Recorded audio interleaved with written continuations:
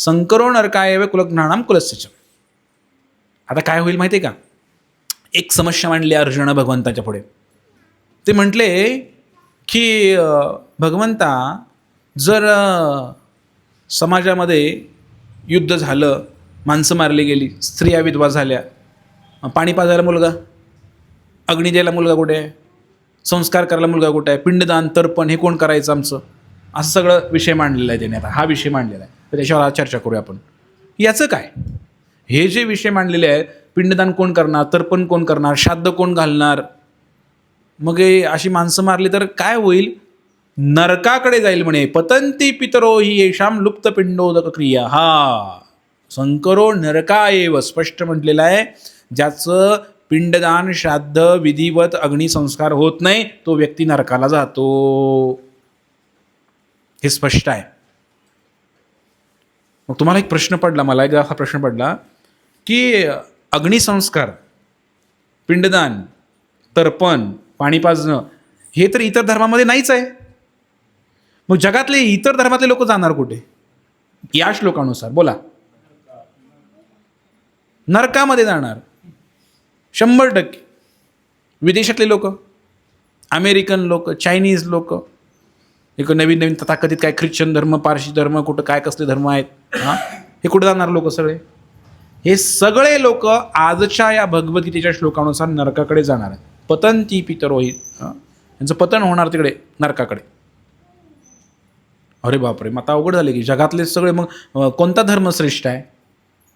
म्हणून मी सांगतोय, ही जी आपला सनातन धर्म आहे याच्यामध्येच फक्त उद्धाराची, मोक्षाची संकल्पना आहे. इतर धर्मामध्ये हा मार्गच नाही मंडळीनो. इतर धर्मामध्ये ही संकल्पनाच नाही आहे. हां, मग काही जणांकडे काय म्हणे, पुण्य केलं, चांगलं काम केलं तर म्हणे तुम्ही जन्नत मिलेगी आपको, जन्नत. इथंपर्यंतच त्यांचं आहे. जन्नत में क्या आहे, काय कसले हुर काय, नूर हुर काय आहे, 72 हुर आहे, कुठं काय आहे, काय म्हणतात, एवढंच त्यांच्याकडे ज्ञान आहे. आणि तुम्ही जर पाप केलं तर मग कडे जन्नुममध्ये जाल. हां, याला आपल्याकडे स्वर्ग आणि नरक म्हटलेलं आहे, एवढंच आहे. म्हणजे थोडंसं लिमिटेड, मर्यादित स्वरूपाचं ज्ञान आहे त्यांच्याकडं. पण खरं काही माहीत नाही आहे. नेमकं काय आहे, नेमकं फक्त भगवद्गीता आणि भागवतमच सांगते. हरे कृष्ण कृष्ण कृष्ण हरे हरे. जर तुमचा अग्निसंस्कार सनातन धर्मानुसार नाही झाला तर तुम्हाला भूतपिशाच योनीमध्ये प्रवेश करावा लागेल किंवा नरकामध्ये जावं लागेल. का, कसं?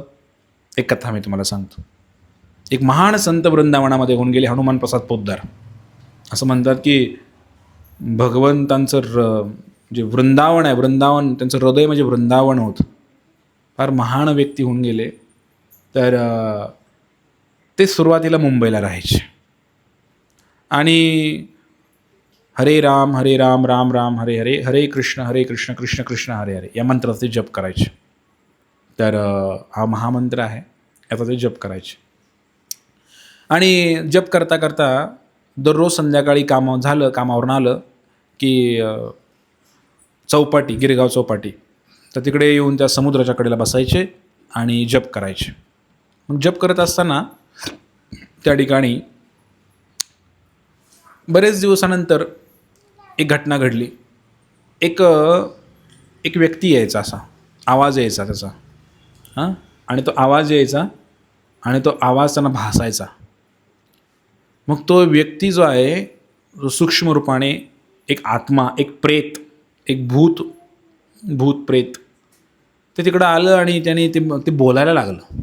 आता भूत प्रेत तर बोलत नसतं, हे बोलायला कसं काय लागलं? ते बोलायला लागलं आणि त्यांनी त्या महाराजांना म्हटले की महाराज, मला मुक्त करा या संसारातनं. ते म्हटले तू कोण आहेस?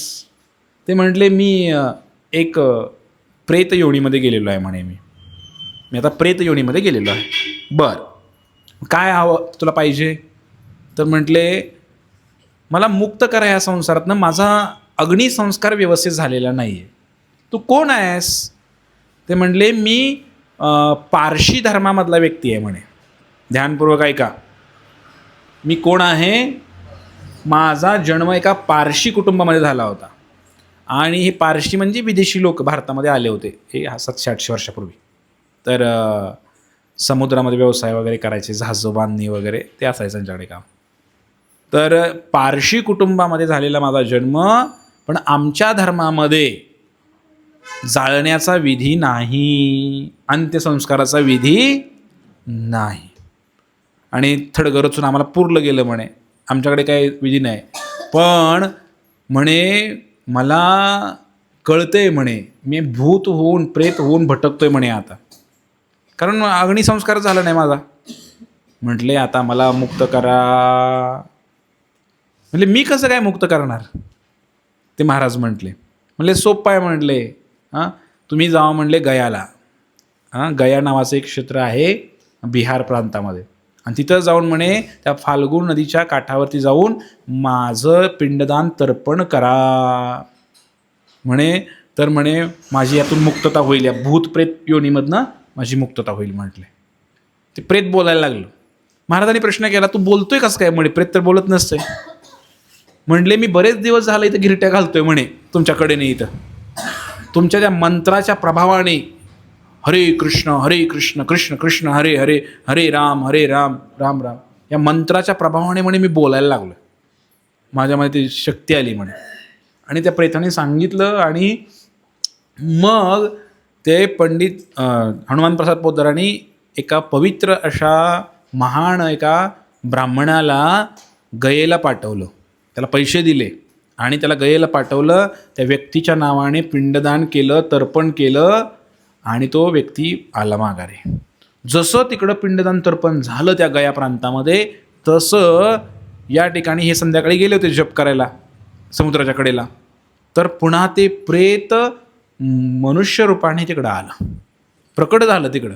त्याने प्रणाम केला महाराजांना आणि म्हटले महाराज आपले फार फार धन्यवाद, की तुम्ही माझ्यासाठी एवढं मोठं कर्म केलेलं आहे, माझी या प्रेत योनीमधून तुम्ही माझी मुक्तता केलेली आहे. तर त्याने धन्यवाद दिले.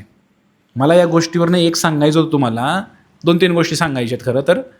पहिली गोष्ट मला हे सांगायचे, आपल्या सनातन हिंदू संस्कृतीमध्येच फक्त उद्धार आणि मोक्षाची संकल्पना आहे. म्हणून सावधान व्हा. उद्या जर मेला आणि जन्म जर तुमचा दुसऱ्या कुठल्या देशात झाला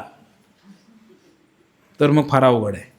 आपल्या धर्मामध्येच फक्त मोक्ष मिळू शकतो, दुसरीकडे काही नाहीच आहे. ते धर्म नाहीतच आहेत. पहिली गोष्ट ते तथाकथित उदयाला आलेलं आहे फक्त. आणि ही पहिला मुद्दा मला सांगायचा होता तुम्हाला, किती महत्त्वपूर्ण आहे. दुसरी गोष्ट, आपला अग्निसंस्कार व्हायला पाहिजे, आपल्या मुलांकडून अंत्यविधी व्हायला पाहिजे, पिंडदान तर्पण व्हायला पाहिजे. हे व्हायला पाहिजे हो. हे जर नाही झालं तरी पण तो अतृप्त राहतो, आत्मा भटकत राहतो. भटकती आत्मा कुठं कुठं भटकते. म्हणून दुसरी गोष्ट की आपण हे विधिविधान करायलाच पाहिजे, याला टाळायला नाही पाहिजे. आजकाल काय झालं आहे, कुठं ते तेरावा करत बसा. मुलगा एक दिल्लीला एक मुंबईला, ती म्हणतोय मी वेळ काढून आलो आहे आणि उरका 3 दिवसात. बरोबर आहे का? 3 दिवसात कशाला मग, उद्या घेता येणार नाही का? मला जर जायचं होतं काम आहे, उद्या तिसरा घेता येत नाही का सकाळी? आणि लोकांना पण पडलेलं आहे. लोक पण कसे करतात बघा, ते कावळा घास शिवतो वगैरे काय, तेवढ्यापर्यंत थांबायचं असतं, तिथं चिंतन करायचं असतं, भजन करायचं असतं. पण लोक ना कवा एकदा ती कावळा तुझी वाट बघ बसे, कवा एकदा आम्ही इथनं निघतोय बघते ती. तर याच्यामुळे ती क्रिया करूनसुद्धा पिंडदान तर्पणाची सक्सेस होत नाही लोकांची क्रिया. त्यामुळं एकदा असा प्रश्न विचारला की मग मला प्रश्न पडला की भूत प्रेत पिशाच किंवा पितर लोकांमध्ये किती लोक असतील? कारण उद्धार कोणाच झालंच नाही, मोक्ष कोणाला भेटलाच नाही, किती लोक असतील तिकडे? तर असं म्हणलेलं आहे, या भूतलावर जेवढे लोक आहेत त्याच्यात 3-4 पटीने लोक जास्त आहेत तिकडं भूत पिशाच योनीमध्ये. हो. एकाने मला विचारलं मग आजकाल एवढे जास्त लोक आहेत तर दिसत का नाहीत भूत? पहिले दिसत तर होते. मी त्यांना सांगितलं पहिले भूत सूक्ष्म रूपाने जे भूत झालेले भूत होते, आता आपल्याच अंगात भूत घुसले सगळ्यांच्या. ती भूतसुद्धा घाबरायला लागले इकडे यायला. आपलं आचरणच भूतासारखं झालेलं आहे. कधी उठायचं, कधी खायचं, कधी झोपायचं, कुठेही राहायचं, कुठेही खायचं. नियमाचं पालन करायचं नाही. भूतं नाही तर काय माणसं आहे आपण, जे आहेत त्यांना म्हणतोय मी, तुम्हाला वाईट वाटण्याचं काही कारण नाही. ही भूतांचीच लक्षणं आहेत ना सगळी. आणि म्हणून ही एक गोष्ट मला सांगायची होती की पिंडदान तर्पण हे झालंच पाहिजे आपल्या धर्मानुसार. त्याला फाटा देऊ नका आणि लवकर उरक्त घेऊ नका. उरक्त कशासाठी घ्यायचो? उचला उचला उचला उचला लवकर, जाळा जाळा जाळा लवकर. तर ॲक्च्युली ना ही विधी आहे हो. हा विधी फक्त जाळण्याचा विधी नाही आहे, 16 संस्कारामधला शेवटचा संस्कार आहे, अंत्यसंस्कार. हा व्हायलाच पाहिजे, प्रेमाने व्हायला पाहिजे, आनंदाने व्हायला पाहिजे. ह्याच्यामध्ये काय ढकलाढकली करायची गरज आहे का हो? हे आनंद तूप नाही तर तेल आणा, तेल नाही तर डिझेल आणा, काय करायची गरज आहे का सांगा बरं? थोडं थांबा ना, होऊ द्या ना, व्यवस्थित होऊ द्या ना, प्रेमाने होऊ द्या ना. काय हे गडबड करायची गरज चालू आहे? काय चाललं हे? कारण सत्संगाचा अभाव आहे. आज इथं गावाची लोकसंख्या किती आहे? बसलाय किती माझ्यापुढे? 50-60 लोक तुम्ही. बाकीच्यांना माहीतच नाही ना या गोष्टी. म्हणून ज्ञान घेण्यासाठी थोडा प्रयत्न केला पाहिजे, आपण थोडं ऐकलं पाहिजे. तर या ठिकाणी बघा, दुसरं मला सांगायचं होतं की इथं म्हणलेलं आहे लुप्त होईल. जर घरामध्ये जर सांगणारी माणसं राहिली नाहीत तर मग ही सगळं माहीत कसं होणार लोकांना? कुणी काय करायचं, कुणी काय करायचं. आणि बघा अनेक लोकांनी आता एक नवीन काढले काय की न्यूज ऐकली सगळ्यांनी. काय एका माणसानं काय केलं, त्या नगर जिल्ह्यामध्ये कुठंतरी आहे तो माणूस, संगमनेरमध्ये, त्याने धावा घातला जिवंतपणे स्वतःचा. स्वतःचा धावा घातला आणि सिद्ध केलं की ही कावळा घास शिवणं वगैरे काय आहे, अंधश्रद्धा आहे. अशा लोकांना माझं स्पष्टपणे सांगणं आहे, तुम्ही थोडासा अभ्यास करा, या गीता भागवताचा अभ्यास करा. विनाकारण तुम्ही स्वतःच्याच आपल्याच धर्माची, नशीब आहे तुमचा धर्मामध्ये जन्म झाला आहे आपल्या, हे तुमचं नशीब समजा. पण उगा विनाकारण स्वतःचा धावा करून घेतला, स्टॅम्प पेपर केला, तहसीलदार पुढे गेले आणि सांगितलं की सगळ्या अंधश्रद्धा आहेत, कावळा शिवणं ही अंधश्रद्धा आहे. बघा भगवंताची योजना कशी आहे माहिती आहे का तुम्हाला? तुम्ही थोडं भगवंताला जाणून घ्या. एखाद्या मातेची डिलिव्हरी झाली, प्रसूती झाली की स्तनातनं ऑटोमॅटिक दूध यायला लागतं की नाही हो? ही सिस्टम तुझ्या बापानं बनवली काय? त्या भगवंताला जाणून घ्या आधी थोडं, भगवंताने काय सिस्टम बनवलेली आहे. हे खरंच विचार केला तर बघा ना कशी सिस्टम बनवली भगवंताने. मूल गर्भातनं बाहेर आलं की आईच्या स्तनाला दूध सुरू होतं. काय भगवंताने सिस्टम बनवलेली आहे. मग अशा भगवंतांकडनं थोडं शिका की त्यांचं म्हणणं आहे की कावळा एक साधारण प्राणी आहे आणि कावळा तर काही नेहमीच येतो. तुम्ही गरुड पुराण वाचा. गरुड पुराण वाचल्यानंतर तुमच्या लक्षात येईल की आयर्मा नावाची देवता आहे, हा पितृलोक आहे. आणि या पितृलोकामध्ये आपले पूर्वज जे गेलेले आहेत, मेलेले आहेत, ते तिकडे जातात आणि मग त्यांना त्या पितरांना, आपल्या पूर्वजांना, त्या पितरांना जे काय आपण देतो तर ते त्यांना भेटतं. ते कसं भेटतं? तर एक कावळा हे एक काय म्हणायचं संकेत आहे. संकेत आहे म्हणजे आता तुम्हाला कावळा तर कावळाच आहे. ही भगवंताची सिस्टम आहे. सुरुवातच आपली अशी झाली की भगवंतानी सिस्टम बनवलेली आहे की तिथं कावळा येणार, तिथं गरुड काय येत नाही, दुसरे पक्षी काय येत नाहीत. तर हे कावळा जो आहे, रामायणामध्ये पण वर्णन आलं होतं याचं, की कावळ्याची नजर जी आहे अतिशय तीक्ष्ण आहे. कावळ्याला एक डोळा नाही आहे, पण आपल्याला कळणार नाही की कावळ्याला एक डोळा नाही आहे. ते कावळ्याकडे जर तुम्ही पाहिलं तर लक्षात येईल की भगवंताने त्याला आशीर्वाद दिला आहे प्रभू रामचंद्राने. काय की लोक बघतील ना कावळ्याकडे, त्यांना अपराध केला होता, सीतामातेच्या चरणावर चोच मारली होती, मग बघतील ना आला बघा आंधळा असं म्हणतील ना लोक. एखाद्याने काही कुकर्म केलं की आपल्या समाजात टवाळखोर करणारे लोक असतातच, लगे आला बघा, आली बघा, लगेच सुरूच असतं. तसं म्हणतील ना आला बघा आंधळा, हाच तो सीतेच्या चरणावर टोच मारलेला. म्हणून भगवंतानी त्याला आशीर्वाद दिला होता की लोकांना कळणारच नाही की तो आंधळा आहे. ते कावळ्याची नजर अशी इतकी फिरते फास्टमध्ये तो की कळतच नाही आंधळा आहे ते कावळा. तुम्हाला कळलं का आत्तापर्यंत? इतकं तो डोळा फिरवतो फास्टमध्ये. आणि जो कावळा आहे हा कावळा इतका सूक्ष्म आहे, आपण म्हणतो ना मराठीमध्ये कावळ्यासारखी नजर आहे. असं का म्हणत नाही चिमणीसारखी नजर आहे? याच्यामागे काहीतरी विज्ञान आहे ना.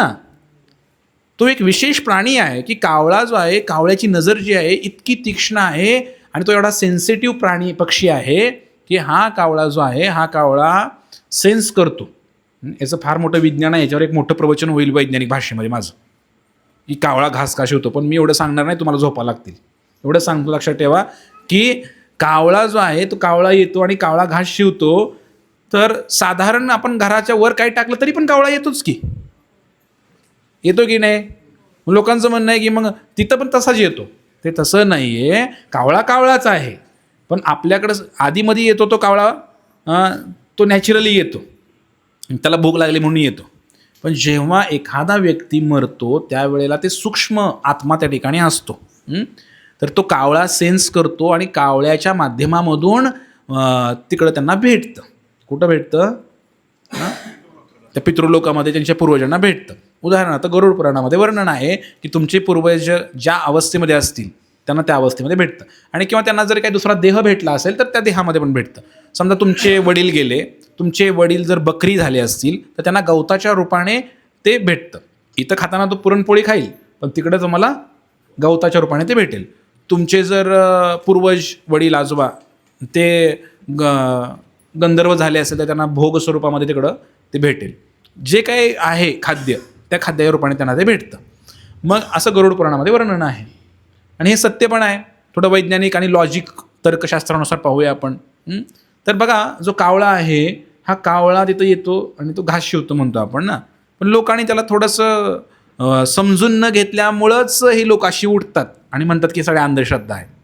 आपण पण काय म्हणतो लगेच, अहो कावळा घास शिवणं म्हणजे खरंच काहीतरी अतृप्त राहिलं, कावळ्यानं घास शिवला म्हणजे मोक्ष मिळाला. असं काही नाही आहे. पहिली गोष्ट, कावळ्यानं घास शिवला म्हणजेच नीट झालं असं काही नाही.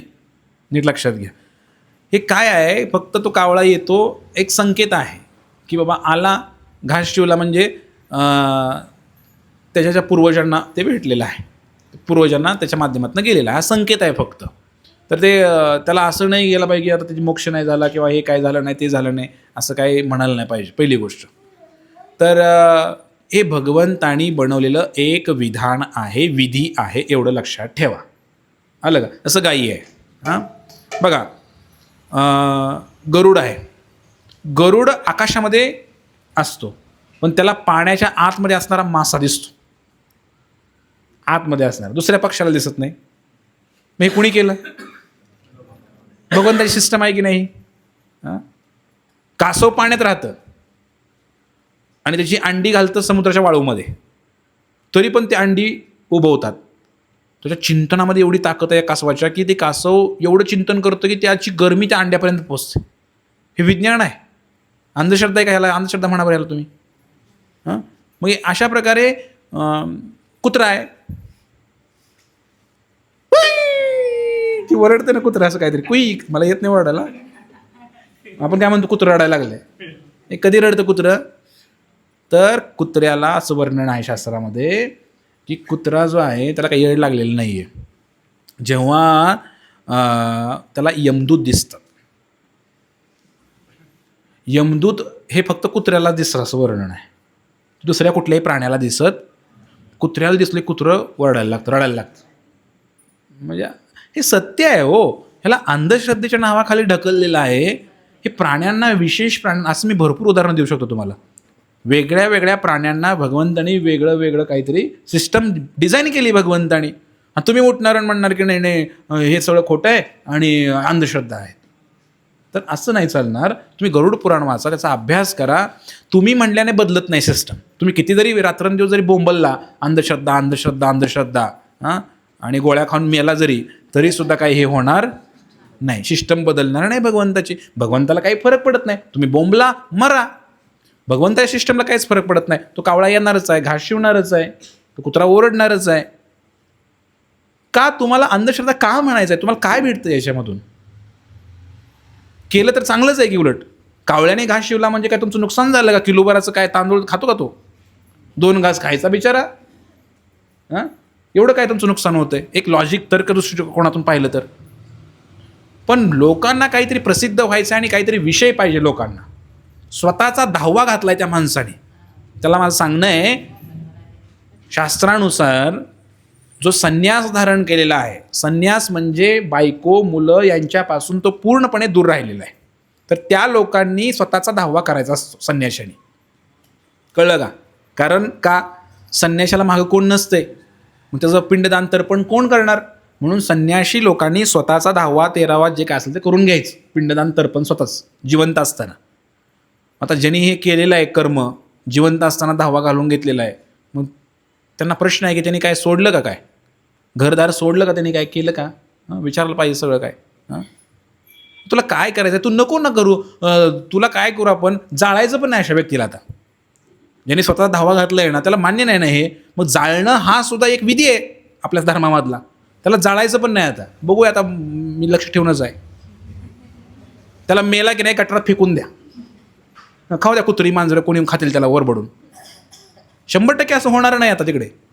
का? तुम्ही आपल्या धर्माचं, म्हणून म्हणतो अर्ध्या हळकुंडाने पिवळे आहेत, सगळे विधिविधान करणार. एक लग्न आहे इकडे आता होतं, त्या लग्नामध्ये ते म्हणे आमच्या धर्मामध्ये नाही चालत म्हणे, हे सगळं असलं काय चालत नाही, आपले हरे कृष्णाचं काय चालत नाही म्हणले, हिंदू धर्माचं काय चालत नाही, आम्ही मानत नाही म्हणे, आमच्याकडे वेगळं असतंय असं म्हणले. मग ठीक आहे, मी अभ्यास केला, त्यांच्याकडे सगळं जात्यावरची हळद काढले, हळद लावली, बांगड्या भरायचा कार्यक्रम आहे, सगळं आहे, फक्त लग्नाच फक्त वेगळं आहे. मग कुठनं, म्हणून अर्ध्या हळकुंडाने पिवळे आहेत हे लोक सगळे. म्हणजे लोकांना ज्ञानच नाही आहे की कशाबद्दल काय करायचं आणि काय करायचं. म्हणजे जेवढं वाटतंय तेवढं घ्यायचं, नको आहे तेवढं, जिथं आवडत नाही तर काय नको आहे तिथं म्हणायचं ही अंधश्रद्धा आहे, झालं संपलं. आणि त्याला आणि पब्लिसिटी करायची, मीडिया बोलवायची, इथंपर्यंत लोकांचं आलं आहे. तर याचं शास्त्र आहे की आपण जेव्हा पिंडदान करतो, तर्पण करतो, तर आपले पूर्वज त्यामध्ये येतात. जसं वायुरूपाने, हे वायुरूपाने सूक्ष्म रूपाने येतात. जेव्हा आपण माळ घालतो माळाच्या महिन्यामध्ये, तर आपण पाहुणा बोलवतो ना जेवायला, किंवा ब्राह्मण बोलवतो, या वैष्णवाला बोलवायला पाहिजे. सगळ्यात बेस्ट हरिभक्तांना बोलवायला पाहिजे, ज्याच्या गळ्यामध्ये तुळशीची माळ आहे, जो कुठलंही व्यसन करत नाही, अशा व्यक्तीला बोलवायला पाहिजे. आणि जर तो नामधारक भक्त असेल, नामस्मरण करणारा जर व्यक्ती असेल, भगवंताचा भक्त असेल, असा व्यक्ती जर तुमच्या घरी जेवायला आला, तर 100% तुमची पूर्वजांची मुक्ती होते. ते मुक्त होतात तिकडं कुठं अडकले असेल तिकडून. म्हणून चांगल्या व्यक्तीला घरी बोलवलं पाहिजे. जावाय हाय, पाहुणा आहे, पण तंबाखू खातो चालत नाही, ते हाय त्या पदावरनं परत नरकात जाया तुमचा पूर्वज. तंबाखूवाला पाहुणा चालत नाही माळाला, हे लक्षात घ्या. त्याचं नरकात जाईल की तो, आपला कोण आई वडील आजोबा कोणी असेल ते. हे शास्त्र सांगते, मी सांगत नाही. पाहुणा स्वतः चांगलाच लागतो. तर सांगण्याचा उद्देश होता की पुष्कर क्षेत्रामध्ये प्रभू रामचंद्र वनवासाला गेले, आणि वनवासाला गेल्यानंतर सीतामाता, लक्ष्मण आणि प्रभू रामचंद्र फिरत फिरत ते वनवासामध्ये पुष्करमध्ये गेले, असं वर्णन काही रामायणामध्ये आहे. पुष्कर म्हणजे ब्रह्माजीचं मंदिर आहे, जगामध्ये एकच मंदिर आहे ब्रह्माजीचं, राजस्थानमध्ये पुष्कर क्षेत्र आहे. तर तिकडं गेले असं काही वर्णन ऐकलं मी. तर सीतामाता स्वयंपाक केला, म्हाळाचा महिना, मग जे काय असेल ते पितरांना स्वयंपाक वगैरे केलं, आणि ते भोजन करायची वेळ आली. मग त्या जंगलामध्ये आसपास त्या तीर्थामध्ये कोणी ब्राह्मण आणि ऋषीमुनी होते, त्यांना बोलवलं प्रभू रामचंद्रांनी. मग असे बसले पुढं, आणि काय 3-4 होते असं काही वर्णन आहे, एक्झॅक्ट मला सांगता येणार नाही. पण काय झालं माहिती आहे का, सीतामाता वाढायला गेली, ताटं वाढली, केळीची पानं ठेवली आणि वाढायला सुरू केलं. मग काय पुरणपोळी जे काय असेल ते, फक्त कांदा भाजी त्यात नव्हते, कारण पितरांना कांदा चालत नाही. कांदा भजी जर ठेवले तुम्ही पितरांना, तर पितर नाराज होतात, तुम्हाला शाप देतात. आणि परत काय चालत नाही पितरांना, म्हशीचं तूप चालत नाही पितरांना, गाईचंच लागतं. स्टँडर्ड आहे त्यांचं सुद्धा, आपणच बिघडलोय. नाराज होतात, गरुड पुराणामध्ये वर्णन आहे. कारण जिवंत असताना काय कळत नाही हो, पण मेल्यावर सगळं कळतंय. काय चुकीचं काय बरोबर सगळं कळतंय. पण तेव्हा वेळ गेलेली असते निघून ना. मग ते आपल्याकडनं अपेक्षा करतं ह्यानं चांगलं मला द्यावं. तर ते सीतामातानं वाढायला घेतलं. मग काय असेल ते पदार्थ वाढले सीतामातेनं. जेव्हा सीतामातेनं वाढायला सुरू केलं, वाढायला लागली, इतक्यात लाजून पळून गेली तिथनं आणि झाडामागं जाऊन लपली. प्रभू रामचंद्र म्हणले, काय झालं, तू असं कसं काय केलंस, पळून का गेलीस तू, म्हणजे नंतर विचारलं. प्रभू रामचंद्राने वाढलं आणि ते ऋषीमुनी जेवण करून निघून गेले. तर तेव्हा सीतामातेने सांगितलं, अहो म्हणे मला लाज वाटली म्हणे. म्हणजे लाजायच काय विषय म्हणले, ऋषीमुनी महाराज लोक आहेत म्हणले. अहो ते महाराज नव्हते म्हणे, साक्षात दशरथ महाराज दिसले मला त्यामध्ये म्हणले, सासरे म्हणले, सासरेच होते म्हणे माझे बसलेले जेवत होते मी बघितले म्हणले. आणि मला लाज वाटली म्हणे, कारण ते कपडे पण तसे घातले होते ना वनवासी, सगळे वल्कल वस्त्र होते म्हणे, अंगावर दागिने नाहीत काय नाहीत. आणि मला लाज वाटली म्हणे, कारण सासऱ्यापुढे थोडं लाजलं पाहिजे. आता कोणापुढंच लाजत नाही तो विषय वेगळा, पण पदर घेतला पाहिजे मोठ्या माणसापुढं तरी कमीत कमी थोडं लाजलं पाहिजे, थोडं असं मान खाली घातली पाहिजे. हे आपले संस्कार आहेत. ही जबरदस्ती नाही, हा प्रेम आहे, आदर आहे, त्यांना दिलेला आदर आहे, त्या व्यक्तीला दिलेला आदर आहे, प्रेम आहे. तर सासऱ्यापुढं थोडी लाज म्हणजे येतेच माणसाला, सुनबाईला. म्हणले मला ते कसं वाटलं म्हणे त्यांच्या पुढं जायचं आणि वाढायचं म्हणले. आणि थोडंसं म्हटले मग मी लाजून म्हणे मी माघारी गेले, सीतामातेनं सांगितलं. आणि म्हणजे ते शेजारी दोन त्यांचे कोणतरी अजून आले होते म्हणे, मी ओळखले नाही, ते दोन पण आले होते म्हणे. तर प्रभू रामचंद्र म्हणले बरोबर आहे म्हणले, शास्त्रामध्ये काय दिलेलं आहे की ब्राह्मणाच्या रूपाने, पाहुण्याच्या रूपाने, वैष्णवाच्या रूपाने त्यांच्या शरीरामध्ये ते पितृ प्रवेश करतात सूक्ष्म रूपाने त्या दिवशी, त्या वेळेला, त्या तिथीला. आलं लक्षात तुमच्या? ह्याला अंधश्रद्धा कसं काय म्हणू शकता हो तुम्ही? या गावामध्ये छोटंसं गाव आहे, छोटीशी बँक आहे, या गावामध्ये तुम्ही बँकेत पैसे भरले, तुम्ही दिल्लीला जाऊन तिथं ATMमध्ये मशीनमधनं पैसे काढू शकता, कसं काय शक्य आहे बरं? पैसे इथं भरले की नाही, मग त्याच नोटा तुम्हाला तिकडे मिळतात का? तर नोटेवर काय तर खून करा आणि बँकेत भरा, तीच नोट दिल्लीत मिळते का ATMमध्ये? बघा बरं, मूल्य किंमत तेवढीच असेल पण नोट वेगळी मिळणार आणि दुसरीकडे भेटणार आणि लगेच मिळणार. आत्ता इथे पैसे जमा करा, 10 मिनिटात तुमचा मुलगा दिल्लीमध्ये असेल तर काढू शकतो पैसे तिकडे. मग आपण अशी मनुष्य जर अशी सिस्टम बनवू शकतोय, ज्याने आपल्याला बनवलंय, या सगळ्या जगाचा विठोबा, तो काही अशी सिस्टम बनवू शकत नाही की कावळ्याने इथं खाल्लं की वर भेटते, असं बनवू शकत नाही का? का नाही बनवू शकत आहे? मग त्याला तुम्ही अंधश्रद्धा म्हणणार. इथं मोबाईलमध्ये बोललं की तिकडं ऐकायला जातंय, काय संबंध याला, वायर आहे का काय आहे, कसं काय जाते बोलायला? अमेरिकेमध्ये ऐकायला जातं इथं बोललं की.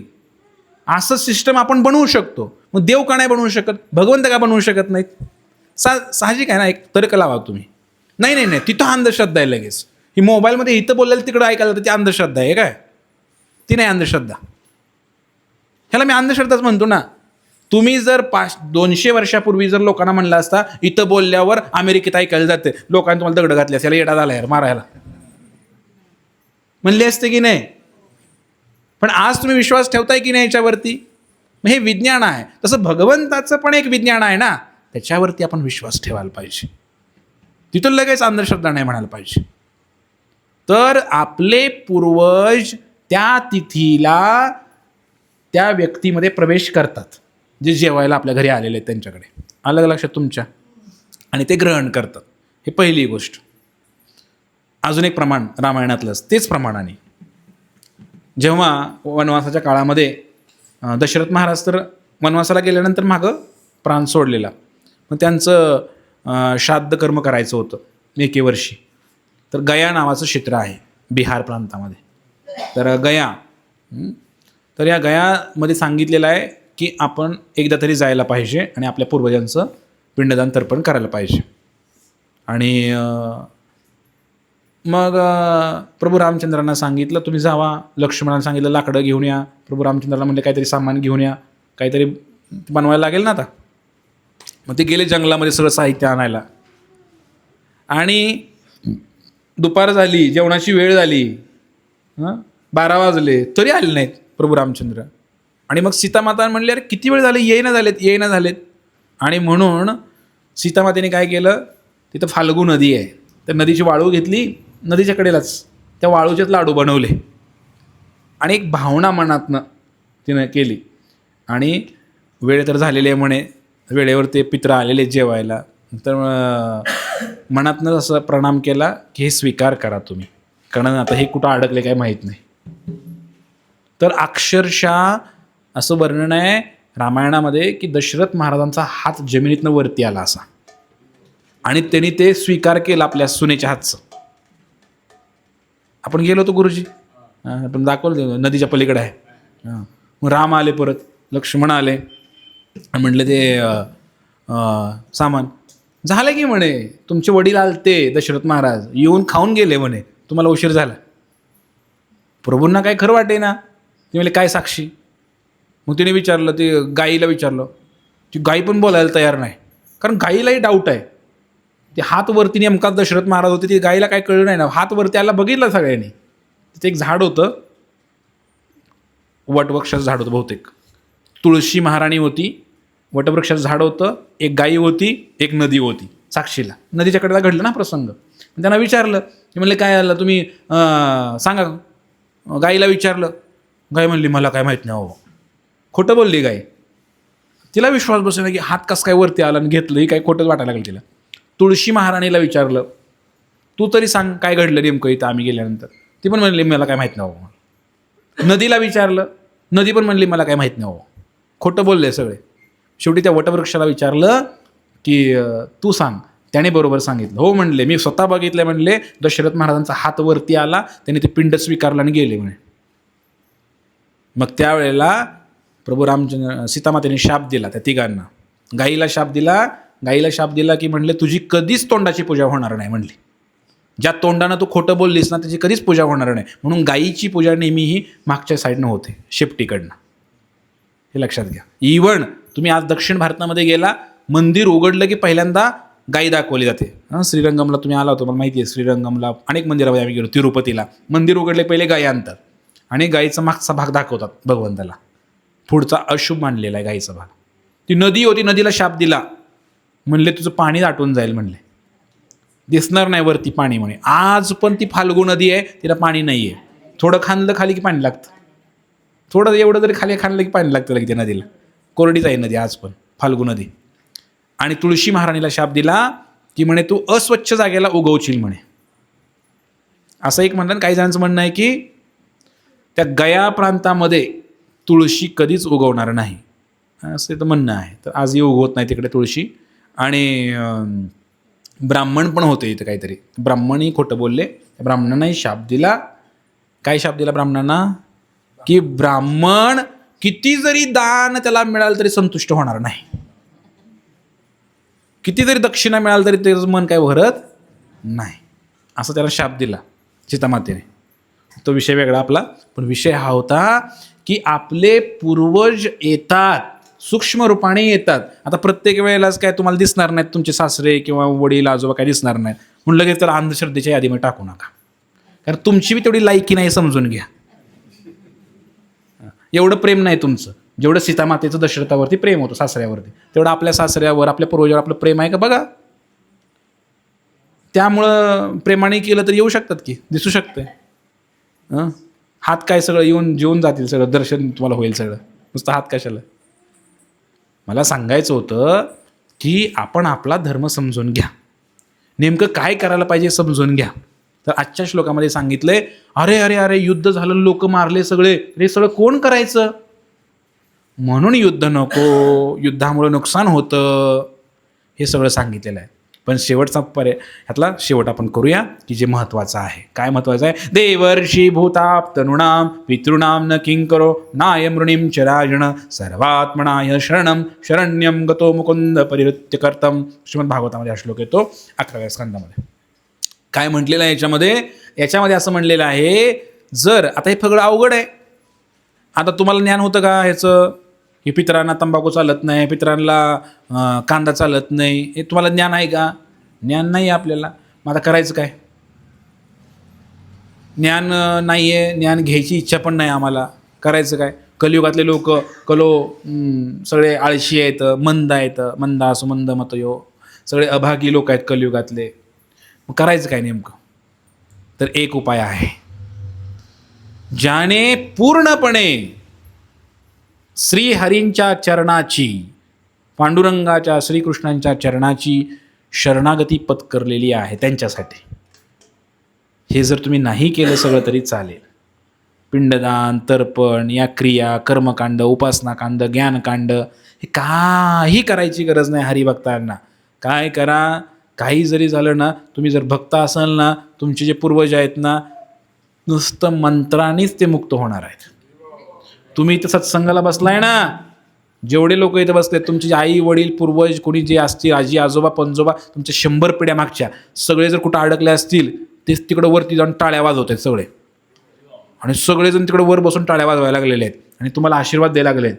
काय आशीर्वाद? सुखी भव, सुखी भव, माझा नातू सुखी. किती महान आज हरे कृष्णाच्या सत्संगला जाऊन बसलेला आहे, माळा करतोय, कपाळाला गंध लावतोय. हे बघून त्यांना लय आनंद होतोय. ती दारू पिऊन मेला असेल, पण त्याला आनंद झालाय आता की कपाळाला गंध लावतोय म्हणून, सत्संगला जातोय म्हणून. तो कधी सत्संगला आला नाही, शिव्या घातल्या, जाऊ दिलं नाही बायकोला सत्संगला, पण आता त्याला कळलेलं आहे माझ्याकडनं चूक झालेली आहे.